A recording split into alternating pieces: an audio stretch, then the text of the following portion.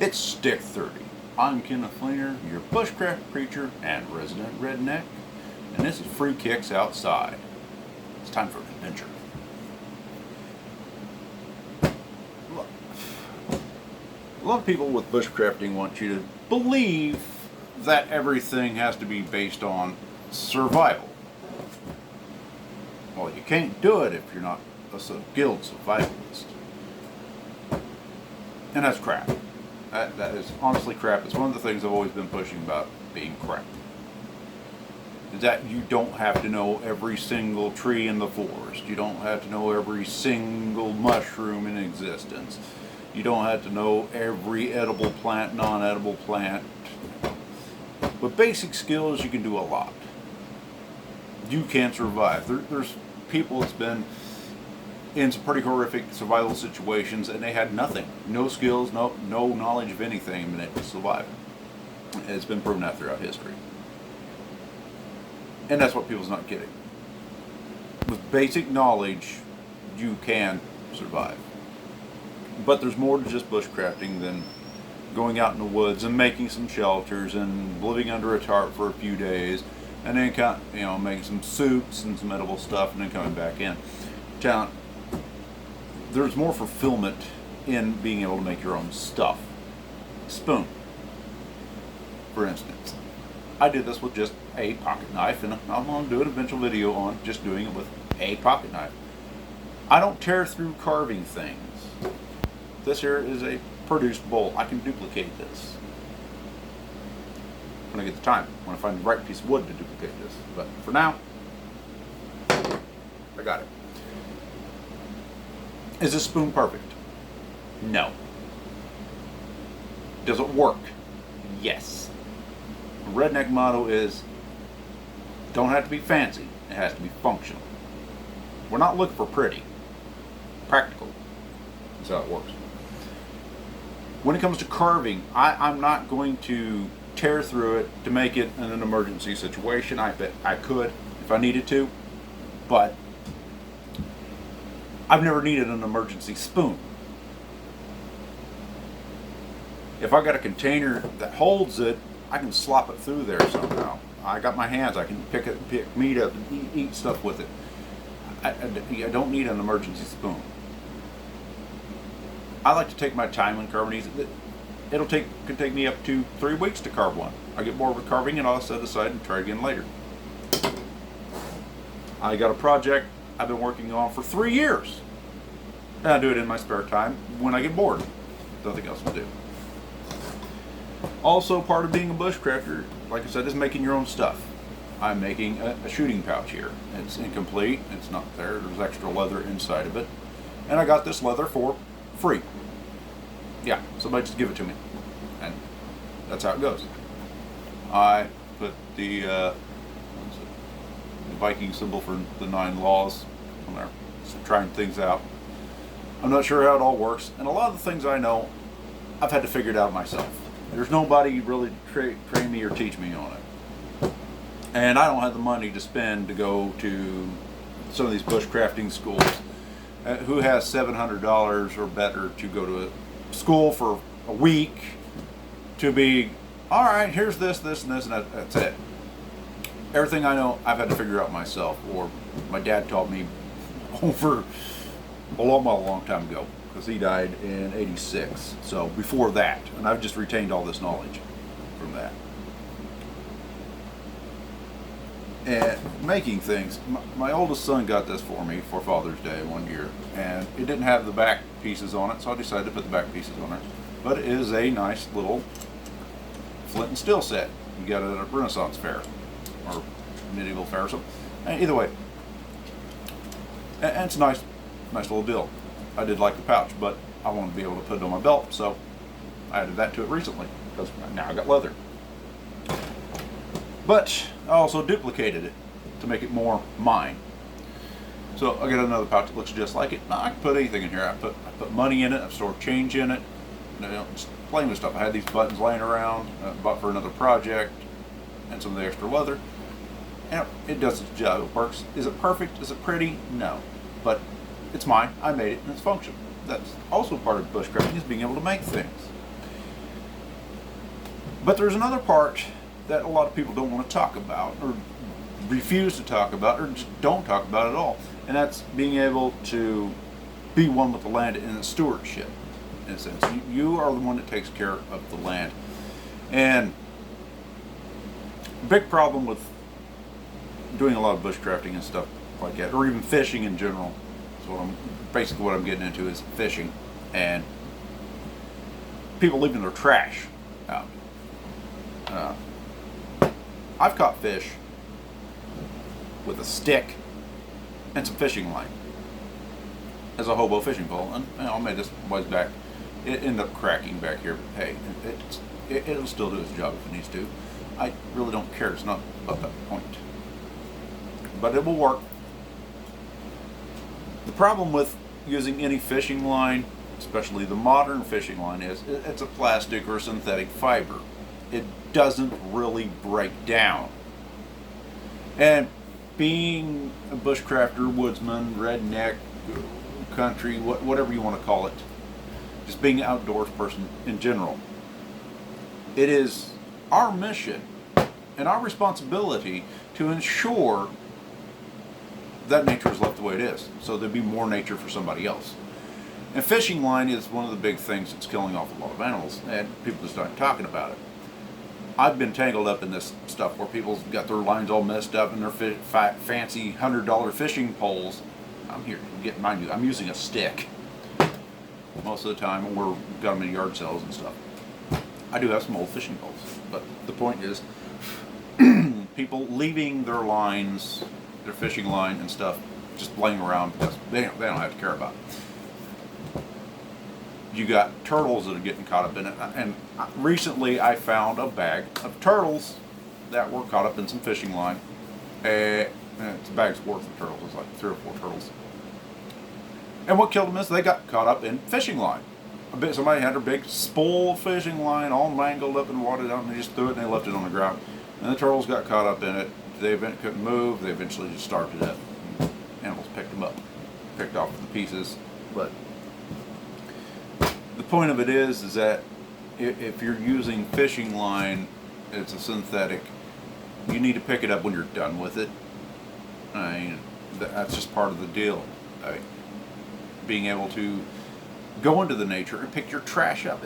And fishing line is trash. I mean, you catch a piece in the water, you only can pull so much of it out, and it snaps off. That's one thing. You get tangled in a tree up high. I mean, that's one thing. But when you're throwing it down on the ground, like leaving it all tangled, wadded mess of crap, strung around all over the place for somebody else to get caught up in or trip over or cut on, because anybody that's had done anything with fishing line knows that the synthetic fishing lines will slice you open pretty good. So here lately, what I've been trying to do is go more natural in my fishing line. And this right here is a 10-pound test, that says so in the box, of hemp cordage. I got this at Joann fabric store.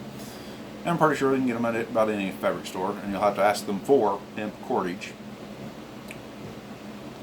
And I got 2 different sizes. This is going to be like a main lead, and this is going to be the actual line that's in the water. And you can still buy, you don't have to go all complete 100% all natural hooks and forge them yourself, but you can. And I got this little bitty container from just small hooks. That's all you really need. And if you're worried about lead sinkers, which some people are worried about lead, and with a good enough reason too. I mean, even if you're melting it for hunting purposes, for your muzzle loaders or anything like that, lead is something to worry about. You want to have that ventilation in it, but it is what it is on that. You can get pewter, and it's a little bit tougher than lead, but not that much any difference to it, really. But sometimes you just got to use what you got. And being able to recycle your stuff is always important. Or at least as much of it as you can. Now, if you want to get away from the lead sinkers into the synthetics, and a lot of places have already started just making synthetic sinkers, you can go with these little, I guess they're called chronoids. We always call them Indian beads. But yeah, they're just little pieces, yay big. I got a little string here I made naturally with it. And you can use these to sink your fishing line. your boulders, or bobbers, can be just corks. You can buy bags of these variety corks, and just a stick of wood whittled down, slid to the center to it. And you can do multiple different sizes. I actually bought a 18th century fishing kit from John Townsend, Townsend store, and I added to it to make it my own. It came with natural linen cord or string, 30 feet of it. I got 2 of those, and then he had some bobbers that came with it, just plain old wooden bobbers, and remember what it had. It's been a while since I've done this for a second. All right, and then there's the actual natural. About that piece of leather stuck into natural style fishing hooks, which are traditional. I'll try to take a picture and add that in there. I'm not sure how well it's coming up on the camera, but you can go to Townsend. So I'll try to put a link to the description in here for Townsend's store or YouTube channel.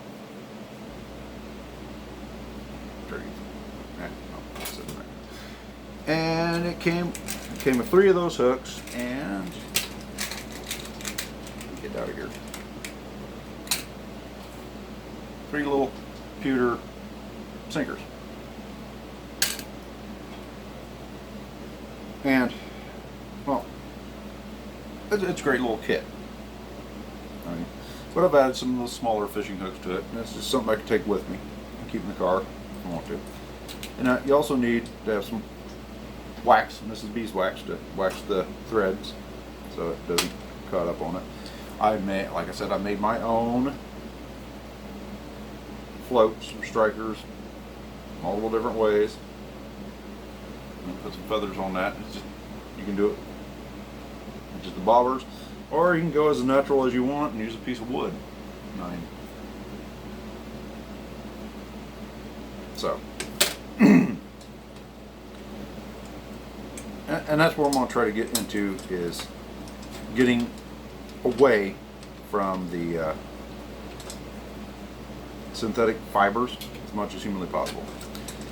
And I want to use more naturalized cordage to do pretty much everything. Because even though on this one here I got set up, it's rigged. It's got synthetic into an actual natural cordage. That's just how it was already done up, and I just used it that way because it's already a pre-made lead. And that's stuck on that piece of wood. Now, these are easy to make. But that's the problem with it, though, is that people are not picking up their trash when they're done fishing overall. And they just leave it laying around and almost get caught up in it. People get caught up in it. It's just a matter of being inconsiderate to everybody else in the area of fishing and hunting and overall general woodsmanship and craftsmanship and bushcrafting part. I mean, the part of being able to do all this is not just the ability to survive. It's the ability to be able to leave nature better than what you found it. We have to have something more for the future. And that's why I'm going with the natural cordage. And I guarantee you, I can do just the same thing with natural cordage as I can with synthetic. My open face fishing reels will use it just the same. It's not going to be any dang gum difference. I'm also trying to go with more naturalized fishing altogether with using the cane pole, but I have no cane, so I'm going to have to use a bamboo. And I've been playing with that here for a while. But I'm going to try. I do have some flies I got given to me. It's a bunch of fishing stuff that's just given to me. And I'm going to try tenkara. It's a form of Japanese fly fishing. I'm going to try that out. Not going to say I'm going to be successful at it, but I will give it a shot. And there's just different ways to set up cane poles and stuff that work fine. You can, like I said, you can just go with the hobo fishing pole. It's simple, it'll work. You don't have to have a bunch of fancy stuff. You don't have to spend $100 on a fishing pole. You can do a lot if you're inventive enough. But that's just my rant on that. finding wildlife tangled up in stuff and dead because people are inconsiderate.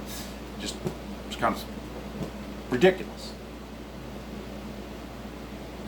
What if somebody went in your house and trashed it and left their trash in there for you to trip over? It's the same principle. Just as when you're in nature, you're in the animal's house. You're in everybody's home, because that's where we come from. That's where we originally started from, is nature itself. And being able to get back to nature is important.